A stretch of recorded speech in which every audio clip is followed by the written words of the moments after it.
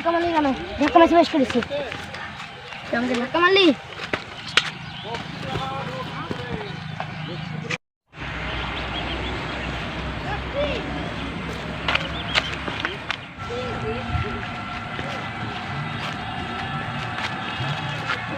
ও মাই god, এটা তো একটা লাশ।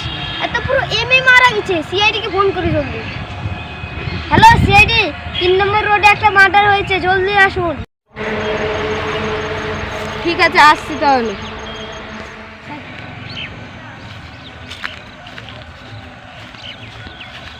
আরে বাবা, তো পুরো চেড্ডি ফেটে গেছে রে। সিআইডি দেখে তো অবাক হয়ে যাবে।